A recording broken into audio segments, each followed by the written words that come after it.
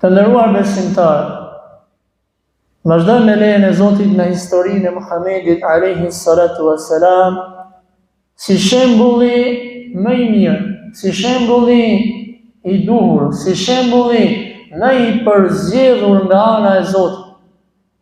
Muhamedi alayhi salatu wassalam duhet të jetë shembull në jetën tonë.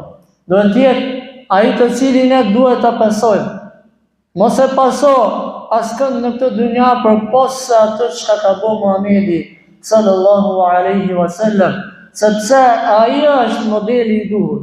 Wa innaka la'ala khuluqin 'azim. Në të vërtetë që ti o Muhammed ishe në një shkallë të lartë morale. Ne s'kemi nevojë sot të pasojmë njerëzit e pamoralshëm, njerëzit të cilët nuk kanë turp dhe s'kanë ynnyrë. Ne do të pasojmë Muhamedin alayhi salatu wassalam nëse sinqerisht kemi thënë la ilaha illallah Muhammadur Rasulullah. Allahu na adhurojmë si vetëm Muhammadur Rasulullah. Muhamedi alayhi salam është shëmbëtyra jonë më e mirë. Kemi ndalë javën e kaluar dhe kemi treguar për një marrëveshje të madhe. Marrëveshja e dytë, të cilën e bëri Muhamedi alayhi salam me banorët e Medinës.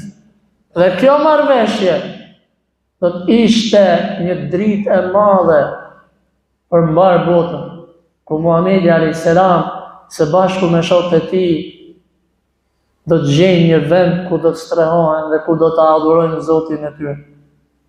Pas kësaj marrëveshje, shokët e Muhamedit alayhi salam filluan të largohen nga Mekka, duke i lënë gjitha, duke i lënë shtëpinë, pasurinë të mbjella. Madje është treguar që koha në të cilën janë shpërngul nga Mekka për Medinë ka qenë koha e të vjelurave. Pa ti sot ke mbjell grur, ke mbjell nisër, ke mbjell bereqet.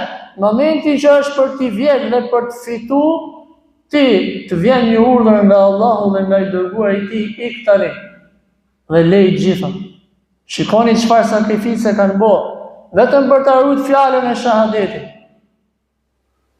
Do të largohen shokët e Muhamedit alayhi salam dhe do të mbesi Muhamedi sallallahu alaihi wasallam në Mekë së bashku me Abu Bekrin, me Aliun radhiyallahu anhu. Mirë po, idhujtarët kurse si nuk ishin të kënaqur me këtë gjendje, mirë që nuk i lenin të adhuronin Zotin në Mekë, mirë po nuk donin as që të largoheshin nga Mekka për Medinë. Dhe Allahu subhanahu wa ta'ala ka treguar Kur'an për kurthet të cilat do t'ja bëjnë Muhamedit alayhis salam idhujtar. Thot Zoti i Gjithësisë në surën e 8 të Kur'anit, ajeti 30.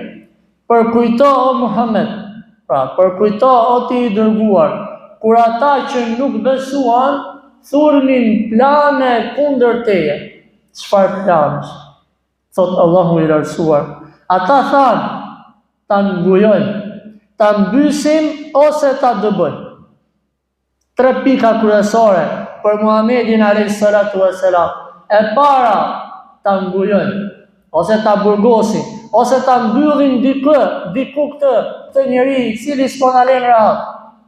Thanë, jo, mos e ngujoni, se ndoshta vjen dikush dhe e liron. Pastaj thanë, ta dëbojmë nga këtu, le të iki, ta përzejmë nga Mekka. Thanë, jo, mos e lejoni, se nëse ikën, shkon diku tjetër, forcohet dhe bëhet një fuqi, një ushtri e madhe dhe na kthehen sërish dhe na gjen belaj. Dhe i treti, një person i cili dha një mendim, quhej në kohët më para Ebul Hakem, njeri i urtësisë dhe i mençurisë.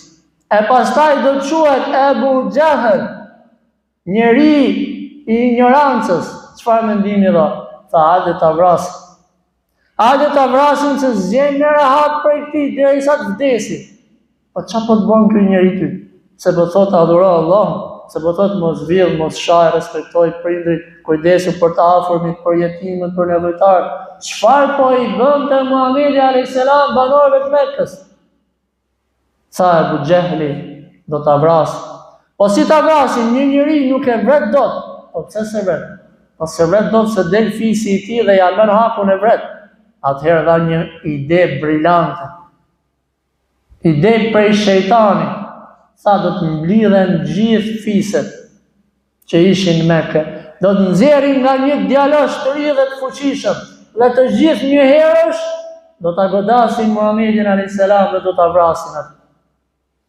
Kjo ishte ideja brillante të cilën e dha ky njeri. Atëherë Allahu subhanahu wa taala sa ata bënin plane e Allahu është ai I cili I azgjeson planet e tyre. Ti bë plane natën, në errësirën e natës, Allahu ti prish plane. Po sa plane ka sot me e prish familje, me e prish shoqërinë, me e prish individin, me e prish edhe me e shkatru. Po sa plane po bëhen sot me e fut botën luftë, si me fitu kompani të ndryshme, qofshin ata të lloj. Allahu ja prish planet e tyre. Se Allahu din çdo gjë, se Allahu shikon çdo gjë, edhe nëse e len Zoti diçka me ndodh to, ka urtësi, Zoti e din pse e len. Sa gjëna ka ndodh para 10 vitesh. Dhe ty kur të ka ndodh diçka ke thonë, bo Zot mund gjete, mas 10 vitesh e kuptoj që elhamdulillah, pas e qenë bereshet. Alhamdulillah, pas e qenë mirë që pas ka ndodh.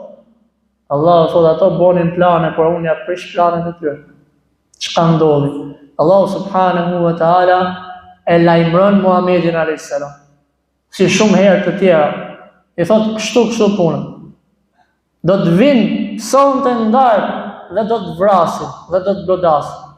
Atëherë do të marri urdhër Muhamedi alayhis salam nga ana e Zotit që të largohet nga Mekka për në Medinë. E tashmë o vëllezër musliman, tashmë tregohet burrnia e vërtet, shoku I vërtet, miku I vërtet. Muhamedi alayhis salatu wassalam do të niset pas dreke, në një kohë kur shumica e njerëzve flinin, dhe në një kohë kur nuk kishte televizje në qytet, do të shkoj tek një njeri I zgjedhur, tek shoku I tij më I mirë, tek Ebu Bekri.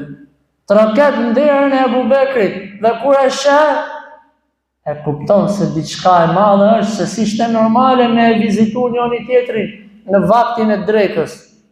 Se shumica e njerëzve për shkak të temperaturave të larta pushon. Futet pejgamberi alayhis salam në shtëpinë e shokut të tij më të mirë. Dhe po I tregon për planin e udhëtimit. Sa po dëgjon për planin e këtij udhëtimi, Ebu Bekri po I thot, oj dërgumi I Zotit, a ti je mund shoqëruesi jot? A ti je mund ai që të shoqëron ty? Duke e marrë parasysh rrezikun e madh që mund t'i vrisnin. Por kaq shumë e donte pejgamberin e Zotit. E donte sinqerisht dhe jo vetëm majën e gjuhës. A ti je mund shoqëruesi jot, oj dërgumi I Zotit? Sa pejgamberi alayhis salam, po Ebu Bekr, po ti do t'jesh shoqëruesi im. Tregon Aisha, vajza e Ebu Bekrit, dhe thot, nuk kam pa ndonjëherë një njeri që të qaj aq shumë nga gëzimi si që pash babën tim në këtë çast. Të qaj nga gëzimi që do ta ndihmoj fenë e Zotit. Të qaj nga gëzimi që do t'i dalë në mbrojtje të dërguarit Zotit, Muhamedit sallallahu alaihi wasallam. Kjo fe kërkon guxim. Kjo fe kërkon sakrificë. Përveç Ebu Bekrit, një njeri I madh, I cili do të sakrifikoj në këto çaste për fenë e Zotit, është edhe djali I xhaxhait të pejgamberit alayhi salatu wassalam, Aliu. Allahu qoftë I kënaqur me të. Aliu ishte një njeri I madh. Mirë po, ne nuk e ngrisim Aliun mbi Muhamedit alayhis salam. As mbi sahabët që I ka përmend pejgamberi alayhis salatu wassalam, siç bën njëri prej grupacioneve të muslimanëve. Aliu ishte I zgjedhur, ishte I ditur, I mençur, I prerë. Radiallahu anhu, Allahu qoftë I kënaqur me të. Çka i tha pejgamberi alayhis salam? I thot, o Ali, sonte ti do të rish në shtratin tim, në vendin tim. Para mendo pak, sikur se po shkonte vet Aliu drejt shtratit të vdekjes. Do të vinë armisht, do ta vrasin. Mirë po besimi në Zot, dashuria për Zotin dhe për pejgamberin alayhis salam, për ta nuk kishte frikë. Për ta ishte emocion i madh, kënaqësi e madhe në qenë front luftës i pari. Këtu edhe me thonë saf parë nuk futen njerëz. Po të hyti. Pavarësisht që safi i parë ka më shumë se va. E pastaj më thonë për lufte, për të tilla ngjarje. Edhe Aliu nuk ishte më shumë se 18, 19 apo 20 vjeç. Djalosh i ri, i cili e kishte pranuar Islamin para 13 vitesh. Dhe kështu do të ndodhë. Aliu radiallahu anhu do të futet në shtratin e pejgamberit alayhis salatu wassalam. Dhe erdhi nata dhe i dhujtarët do të arrethonin shtëpinë e Muhamedit sallallahu alaihi wasallam me qëllimin e vetëm që në momentin e parë që Muhamedi do të dali gjithë së bashku ta godasin dhe ta vrasin atë sallallahu alaihi wasallam. Dhe pejgamberi alayhis salatu wassalam para se të fillojë zbardhjet do të dali. Dhe është treguar që Muhamedi, i dërguar i Zotit, do të marrë një grusht të dhej apo pluhur dhe do t'ja hedhë i dhujtarët. Duke i thënë atyre, u verbofshin sytë tuaj. Dhe kështu, ata të cilët dëshiruan ta vrasin Muhamedit alayhis salam, do të jenë në një gjendje për gjumje, në një gjendje të dehur. Nuk do ta shohin që Muhamedi alayhis salam po ik. Ndërkohë, her pas here po shohin nga afër, nga dritarja, që ai është i shtrirë me rrobën e Muhamedit të veshur, po cili ishte ai? Ishte Aliu i cili rrinte i shtrirë në shtratin e Muhamedit alayhis salam. Dhe pasi filloi të zbardhen, kalon pranë tyre një prej banorëve të Mekës, duke i thënë, po ju çfarë po prisni këtu? Thanë, ne po presim të dali Muhamedi dhe ta godasim dhe ta vrasim atë. Shikoni o vëllezër, pejgamberi alayhis salam në këtë moshë, në këtë kohë, ishte 53 vjeçar. Imagjino ti edhe unë, 53 vite në vendin tatë, me shtëpinë tënde, me familjen tënde, në vendin tatë, në tokën tënde, detyrohesh me dalë nga vendi jonë vetëm për hir të Zotit. Vetëm për hir të fjalës la ilaha illallah Muhammadur Rasulullah. Kjo është një sakrificë shumë e madhe, është një mundim i madh. Mirë po ishte i detyruar Muhamedi alayhis salam me dalë nga vendi i tij, për shkak se dhujtarët po bënin zullume të shumta. Në mëngjesin e hershëm, siç treguam, do të kaloj ky person dhe do t'i thotë Muhamedi iku. Dhe pritën edhe pak i dhujtarët, dhe kur po e shohin, po del dikush nga dera e shtëpisë. Kur e pan, ishte Aliu radiallahu anhu, i cili ishte i gatshëm që ta japi edhe jetën e tij për fenë e Zotit, për Muhamedin sallallahu alaihi wasallam.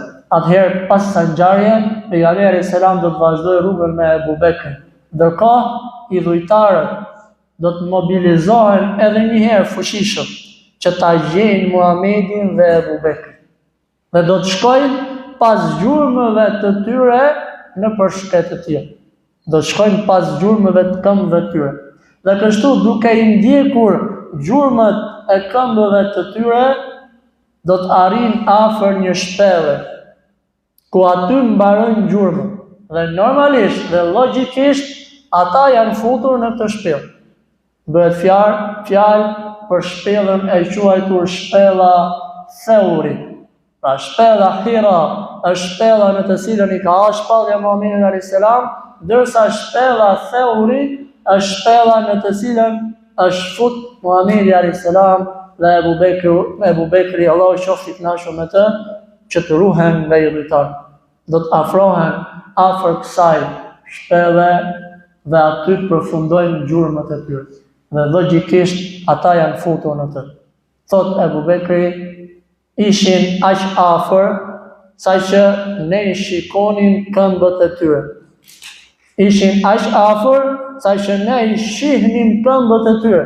dhe nëse do ta ulnin pak kokën, vetëm se do të na shikonin që ne ishim brenda. Mirë po është tregu në për histori që në të hyrë të shpellës gjendej një pëllum, disa merimanga kështu me radhë, megjithëse dietarët kanë diskutuar se vërtet apo jo, por ajo çka themi ne është që Allahu i ruajti ata që i dhujtarët mos i shikojnë. Ebu Bekri në këto momente u friksu. A u friksu për vete? Jo vallaj. U friksu për të dërgumin e Zotit, se mos e gjente atë diçka e keq. Mirë po, Allahu subhanahu wa ta'ala i zbret ajete kuranore Muhamedit alayhi salatu wa salam duke i thënë la tahzan inna Allaha ma'ana. Fjalë që ja tha Muhamedi alayhi salam Ebu Bekrit. Mos u frikso. Me të vërtet që Allahu është me ne. Dhe kur Allahu është me ty dhe me mu, nuk ka diçka që i bën dëm. Atëherë i dhujtarët pasi nuk vërejtën asgjë, u larguan. U larguan dhe thanë, këtu nuk ndodhet askush, prandaj ejani të largoheni dhe të shkojmë t'i kërkojmë diku tjetër. Pejgamberi alayhis salam së bashku me Abu Bekrin do të qëndrojnë në këtë shpellë për 3 ditë dhe 3 net, në mënyrë që t'i humbasin gjurmët nga ata të cilët po i kërkonin. Çfarë do të ndodhi pas 3 ditëve dhe këtë netve, 3 netve, inshallah këtë do ta vazhdojmë në javën e ardhshme. Elusim Zotin tonë që të na falë dhe të na mëshirojë të gjithëve. Subhanakallahumma bihamdika ashhadu an la ilaha illa ant astaghfiruka wa atubu ilayk.